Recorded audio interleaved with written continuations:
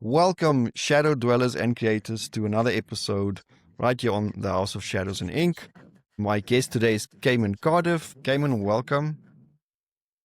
Thank you, Joe. How are you doing today?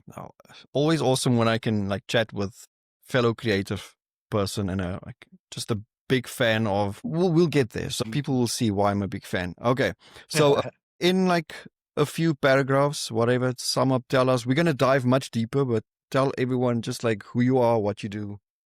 Yeah. Cayman Cardiff here. I am an actor. I've been actually only acting for maybe a year and a half now, almost two. It's been kind of a wild ride for me. A lot of people know me from these kind of kooky, really fun, kind of cheesy, but also really dramatic romance verticals. They're called microdramas, and you can see them all over TikTok and Facebook and Instagram, and ads that take you to an app, and they're just basically like mobile TV or soaps on the go. And it's kind of something that I've really loved. It's really helped me as an actor to grow and develop my skills. But it's interesting because I enjoy doing that. I love the romance, but it's so, you could say, it's just so dreamy. It's so unreal and not It's too quite good to so be gritty. true. Too good to be true, right? That I've been really craving some of the dark, gritty, I love horror, I love sci-fi, I love fantasy. Those things are Nice. my genres. What I want to do, I want to do action, I want to do Lord of the Rings, I want to do The Witcher, I want to do things of that nature, because that's really what speaks to me. Nice. But something really close also to that is horror, because it's almost like sci-fi meets fantasy, some depending on obviously the style of horror. But so I've been really getting lately into auditions for horror films and things like that, and I just want to expand what I can do as an actor in my range. And so I got an audition for The House of Flies, and I loved the script. My friend reached out to me and said, "Hey, I think you'd be perfect for this role. Read the script, send in an audition, let us know." So I sent in the audition. They loved it. They were like, "We think you'd be great as our leading man." Kind of got brought onto the project. I love Alex Havens. He's the one kind of who wrote it, and he's also the director, and he's just kind of like the visionary for this project, and he's supported himself and surrounded himself with a wonderful team. And I asked to kind of be a part of that team after I got brought on as an actor. I was like, well, can I help make this? Because this is cool. I want to be a part of this. And so got brought on as a producer. And Cool. now we are full force just doing things. We're making it happen. And it's really fun, because I kind of feel like as an actor, I'm finally getting to do some of the things that make me happy, make me excited for the work. And so, yeah, that's a little bit about me when it comes to my acting. Well, I can't wait to watch it. Now I'm even more intrigued. Yes, so I've actually just 2 days ago I was on my phone and I saw one of those romance and it's well written in the fact that they know how to pull you in. They know how to make you wait for the payoff. You just keep watching and watching and when is this gonna end? I eventually did scroll away. I have no idea when it ended and I think it's gonna end on a watch next time kind of thing. Cliffhanger. Yeah, so I just moved on, but it stayed there, and I'm still I wonder how it ended, kind of thing. So they're doing a good job. Yeah. So well done on that. With the movie, and I agree with, even if you're an actor, and I think all creative people need to learn this. If you're an actor, you don't have to stop there. It's a lot of actors do become directors and producers and stuff eventually. And I'm saying the same thing to authors. You're not just a writer. You can do anything. I mean, you've got this massive skill. Just add a bunch of other skills. Look at some of the most famous people in the world. They can sing, they can dance, they can act, it's like they've got 20 talents. And I mean, they work their ass off for that. It's not just oh, I was born multi-talented or whatever. So no, that's very cool. And I mean, it's going to just add to your resume, your skills, and who knows what. I mean, you're still young. You look very young. You're going to have many decades ahead of Yeah. imagine like this is going to be, you're going to look back at this and like, oh, that's the first movie I was like, behind the scenes as well, which is awesome. So, Yeah, and that's so what I've actually been writing and getting ready nice. to do some directing coming into next year. So Excellent. it's all of the talents, it's all of the hyphens that Mm, are really helpful as an actor, just because it just really rounds you out and lets you understand even deeper true. how to act when you understand the writing, when you understand why things are written the way they were, Mm. and things of that nature. No, that is cool. And with the acting, like where did it all begin? Like how did you know this is something you could do, wanted to do, or was it, well, you only recently started, so what did you want to do as a youngster, and how did you end up moving in this direction, so to say? Yeah, so actually when I was growing up, I wanted to be a geologist. I wanted to study rocks. I wanted to study gems. I wanted to study all of those things because I just thought they were so cool when I was a kid. Then got Indiana into Jones. a high school and I was like, well, I've got a good brain. I guess I could be an engineer. So I thought about going into aerospace. And then a few years later, got into college and I realized, no, I wanna study medicine. I love the body. I love anatomy.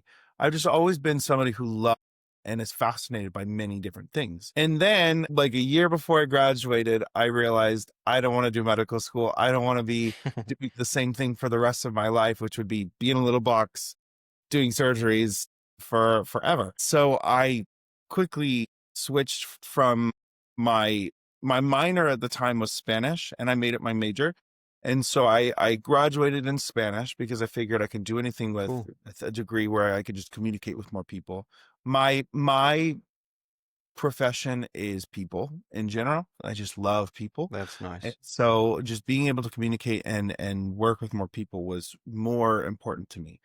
And so then I actually had there's a manager in LA. I'd been going down to LA doing like some work, but just for fun, like nothing serious. And he reached out to me on through an email that he had gotten from my Instagram. And he basically said, "Hey, I think that you would make a great actor. I want you on my roster as my leading man." And to which I had never thought about being an actor in my life. Like it wasn't like something I was like, "Oh yeah, I should be an actor." Never, not once. Like, I thought acting was cool. I thought, like, so I did like plays and Mm, stuff. Like, never did I think that it was a viable career path for me. And then he said that, and I was like, well, okay, what? He said, next time you come to LA, meet with me and we can talk about it. So I did. And he kind of explained it, told me what to do, how to get some headshots, how to get on these profiles, and just to see what becomes of it. Well, sure enough, I'm the type of person when I put my mind into something, when I put mm. my will into it, I do it. And so I took the classes.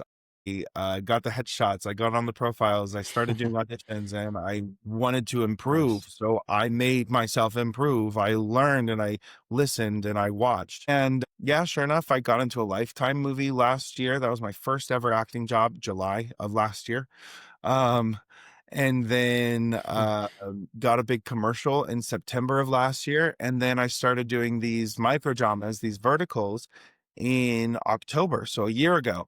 And Okay, I yes. done 22 of these verticals, which Sure. are an entire feature length in 6 to 10 days usually. So it's just a breakneck pace, and it has really, really trained me. It has taught me. I've grown. I've become quite the actor. I understand That's from good. an acting perspective, from a film perspective, from a director, from a writer, from all of these different perspectives, and it's just really rounded me out as as Mm. you said, a talented, like just being able to do all the different things. And I'm sure the when you have more of these talents and skills, when you do chat with like other directors and producers and actors and whatever their position is, and you can actually like talk in a conversation where they can see, okay, you understand what's going on.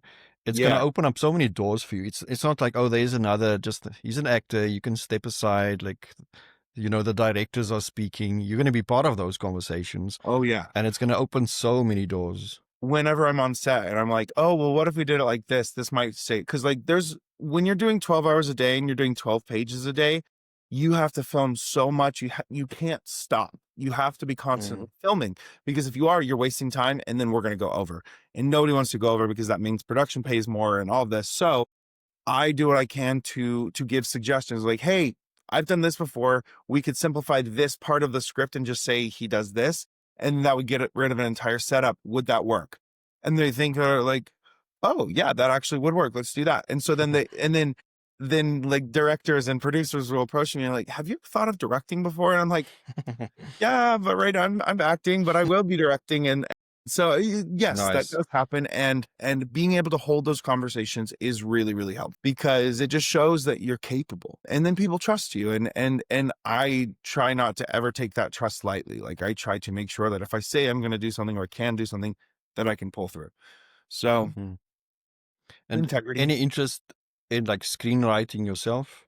Yeah, I've actually started writing a pilot for a comedy show, a comedy like series, I should say. And then I've actually just before this call was working on a writing session with my writing friend, producing, directing friend in Atlanta, who I've worked with multiple times before.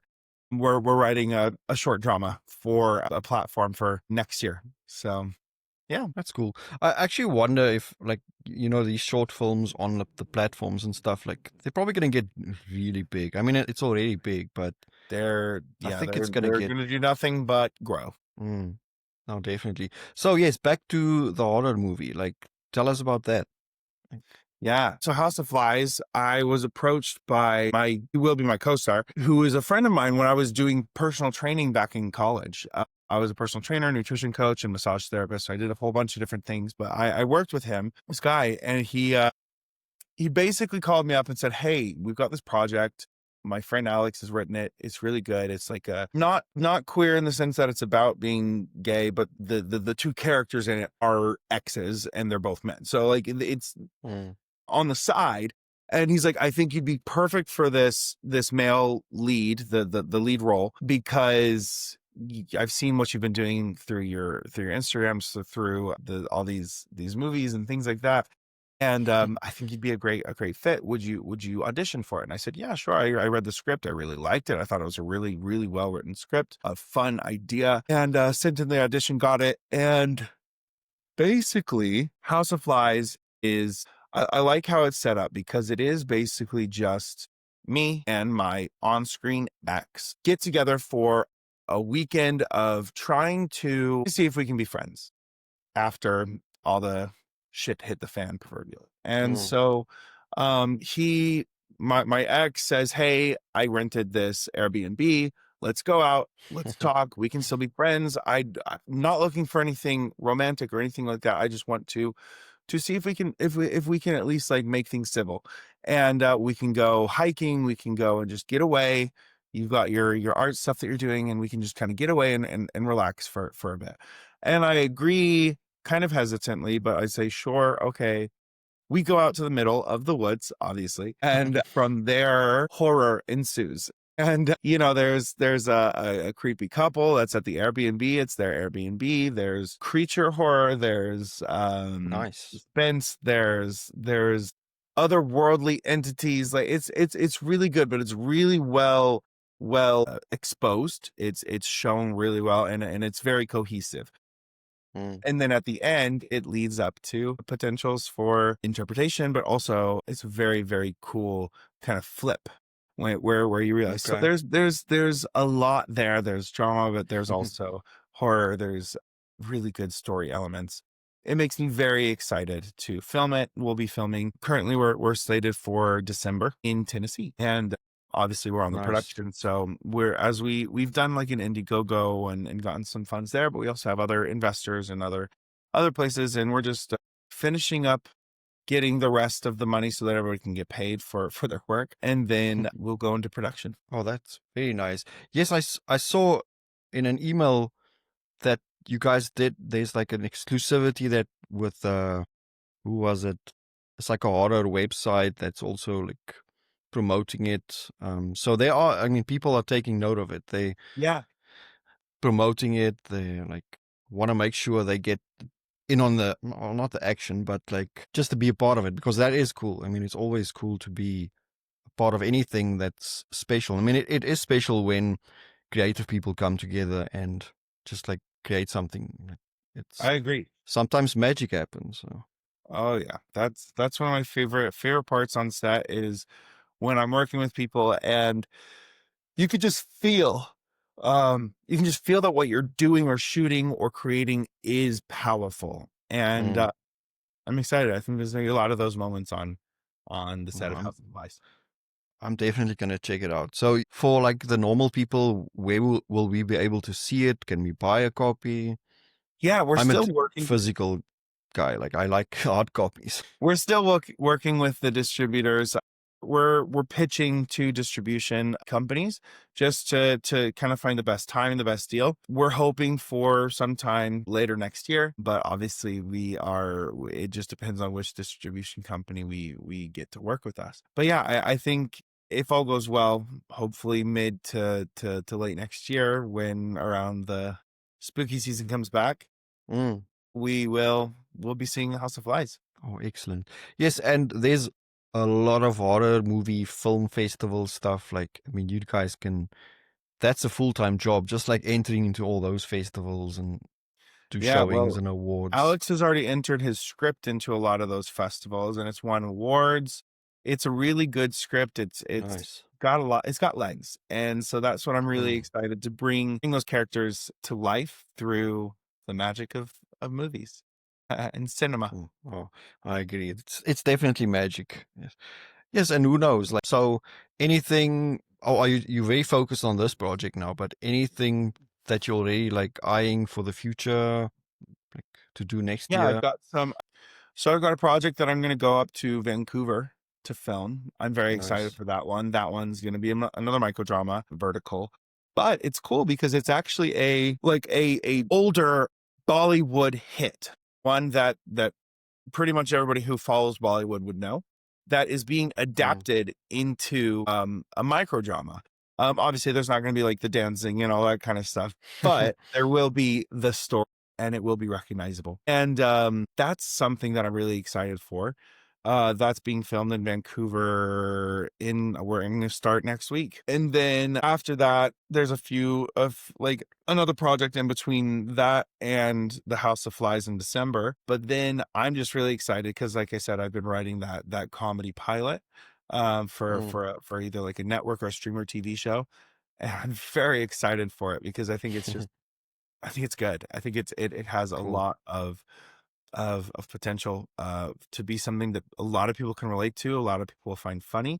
And I'm very excited for that because I can't wait we've already written the first draft of the pilot episode, and now we gotta revise it, get it in with a few of our close friends to like have some thoughts and edits, and then we start pitching. So there's Nice. all of these different facets to the industry, not just the acting, but the writing, producing, and ultimately directing and things like that. That's cool.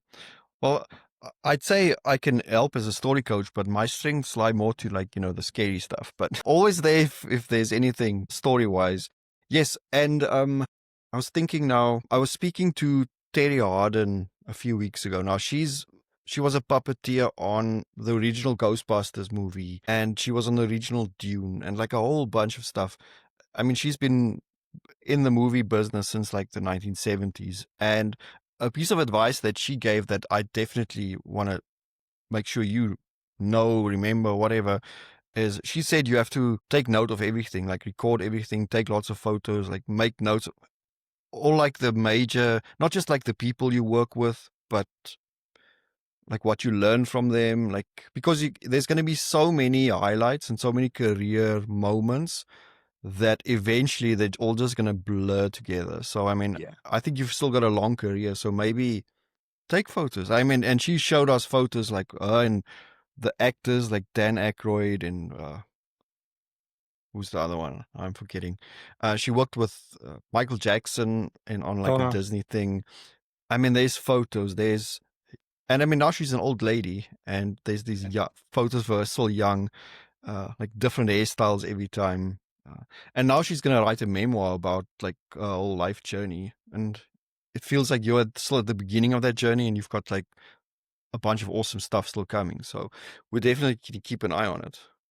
Thank you. Yeah, no, that's some great advice. Like keeping records, writing things down, because also what's better to write about than your own lived in experiences. So having any opportunities or experiences, being able to write those down is and pull from them when you need some Uh, content or material is really. yes, and that's the thing as a writer and like an actor. I mean, you have to sometimes tap into some emotions to cry or whatever, and look like you're in love when you're not really in love or whatever. Yeah. I mean, the authors are the same way. You sometimes have to tap into really, really dark emotional memories and like flashbacks and stuff, especially people who write things with fear taking such a big center stage. I mean, so it's weird, but we actually have to open ourselves up more to life experiences, the good and the bad.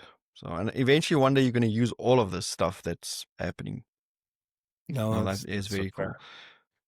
So yes, the fundraiser is already done. Any links I can send people to where they can like maybe see a preview or just like who like all the people are working on the movie, a Yeah. website. Let me see. Let me see if I can go to.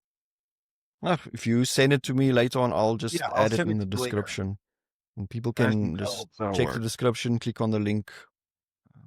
Maybe by the time, I mean, this YouTube video can be like 2 or 3 years old and the movie's already out. That would Well, be nice. I'll definitely send you some links for some info and stuff. We've got an Instagram page Cool. which has been updating people on the Indiegogo and all of things House of Flies, and then we've got I think there is a website that has just kind of who we are, what we're doing. Mm. I'm very excited. So And I've seen with authors as well, like people want to see the journey, the making of while it's being made. And I mean, by the time the book or movie comes out, like you've got these people who are already feeling like they've been part of the journey and now they want to get to the destination with you. And they want to share that joy of watching or reading the final product. So for like an indie movie to have an Instagram page and share little like behind the scenes stuff now already, that's like the best thing. yeah, It's the best way to get people excited and to show well, investors especially like look how much interest there is. So I think everyone watching this, like just go like the page at least, like so people can see how much interest there is, share whatever. yeah, it's We been have to helpful too, because a lot of support. my fans and supporters, people who know me from my other work, are Mm, really excited for House of Flies. So they've been following that and helping nice. out with the Indie Go campaign and all that. So it's been lovely. No, that's awesome. Well, thanks for being here. Any final advice to like young actors or screenwriters, directors, anyone interested in the film business? Yeah. One, don't believe anything negative anyone has to say.